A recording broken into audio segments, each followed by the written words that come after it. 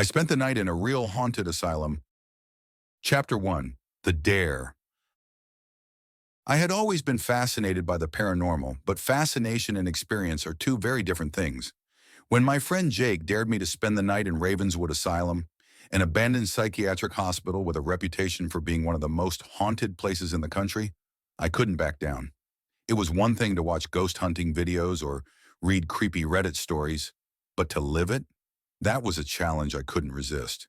Equipped with a night vision camera, a flashlight, and a digital recorder, I set out to document my night inside the asylum.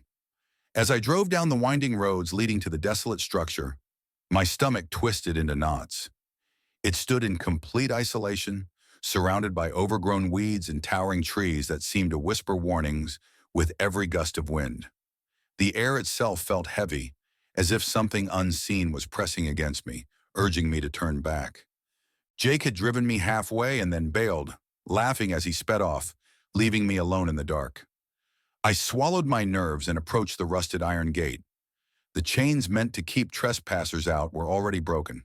Someone had been here before me. That didn't make me feel any better. Chapter 2. First Steps into Darkness. The asylum loomed ahead, its Gothic architecture casting eerie shadows under the pale moonlight. The place had been shut down decades ago due to reports of patient mistreatment, inhumane experiments, and multiple mysterious deaths. No one dared to go near it after sunset, except for fools like me. Pushing open the rusted gate, I stepped onto the cracked pavement leading to the entrance. The heavy wooden doors creaked as I nudged them open. A musty scent of decay filled my nostrils. The air inside was thick and suffocating, carrying the weight of the past. Every breath I took felt labored, as though the walls themselves exhaled with me. My flashlight flickered as I scanned the peeling wallpaper, the broken gurneys, and the abandoned wheelchairs lining the halls.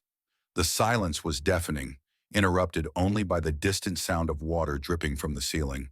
Then something else, a faint shuffle. My pulse quickened. I took a deep breath and pressed on, my footsteps echoing eerily as I entered the patient intake area.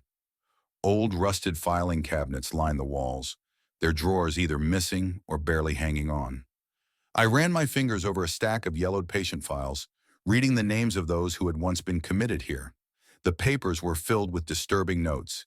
Patient exhibits violent tendencies, may require further experimental treatment. I shuddered and flipped through another one. Patient 042 claimed to see shadow figures in his room at night. Unresponsive to medication. Screams in his sleep. My stomach turned. The worst part, these weren't stories. These were real people. Chapter 3. The First Signs. I ventured deeper into the asylum, my footsteps growing more cautious. The first thing that caught my attention was a child's laughter. It was faint but unmistakable, drifting through the cold air like a taunt. My blood ran cold. "Hello!" I called out, my voice barely above a whisper. Nothing. I continued moving forward, entering what used to be the patient's common room. Chairs were overturned, and an old television sat shattered in the corner. A dusty doll rested on the windowsill, its glass eyes seeming to follow me as I moved. Suddenly, a loud bang erupted behind me. Spinning around, I found a chair had been knocked over, on its own. I grabbed my digital recorder and asked, "Is there someone here with me?" Static. Then a faint whisper, "Leave!" I nearly dropped the recorder.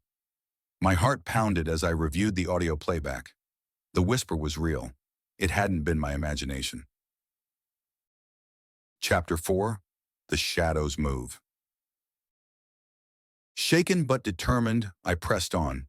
As I entered the long, dimly lit corridor leading to the treatment rooms, I spotted movement in the corner of my eye. A shadow, quick and deliberate, darted across the hallway. My breath hitched. "Who's there?" I demanded. Silence. I aimed my camera toward the corridor, reviewing the footage. There it was, a dark silhouette standing at the end of the hallway, staring at me. But when I looked up, there was nothing there. A sudden chill wrapped around me, and my breath became visible. The temperature had dropped drastically. My instincts screamed for me to run, but I couldn't leave yet. I had to see this through. Chapter 5. The basement. Every horror story has a basement, and this one was no different. The entrance was marked with a rusted sign, "Restricted area, do not enter." Ignoring the warning, I descended the creaky staircase.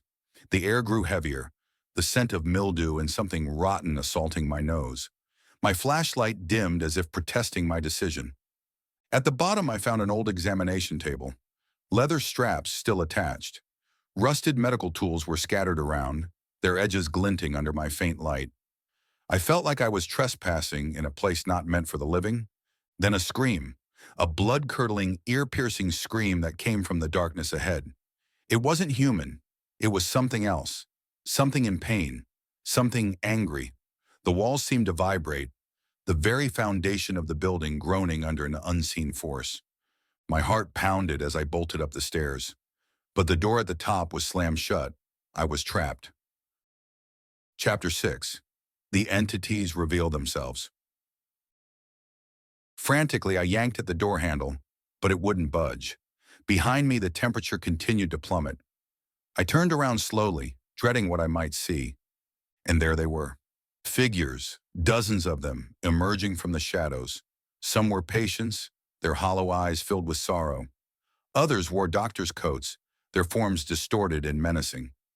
The most terrifying one stood directly in front of me. A tall, gaunt man with blackened eyes and a sinister grin. He took a step forward, then another. A deep, guttural voice whispered in my ear, "You shouldn't be here." The walls around me seemed to close in, the shadows thickening like ink spilling over reality. My flashlight died, plunging me into suffocating darkness. With all my strength, I slammed my body against the door. It burst open, sending me tumbling onto the ground. I scrambled to my feet and sprinted down the hall, the sound of footsteps pounding behind me. Chapter 7. The Final Escape. Gasping for air, I ran toward the entrance. The asylum was alive now. Doors slammed, whispers echoed, shadows lurked. As I reached the front door, icy fingers brushed my shoulder. I turned one last time and saw the tall man watching me, his smile widening, revealing jagged, unnatural teeth. I didn't hesitate.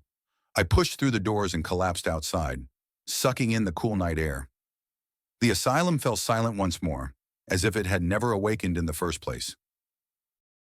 Chapter 8. The Aftermath. I made it through the night, but I was forever changed. Reviewing my footage the next day, I found things I couldn't explain. Faces peering from windows, voices whispering my name, and that final image of the tall man watching me leave. I still wake up at night, haunted by what I experienced. The asylum may have let me go, but I have a sinking feeling that something followed me home. And maybe, just maybe, it's still watching.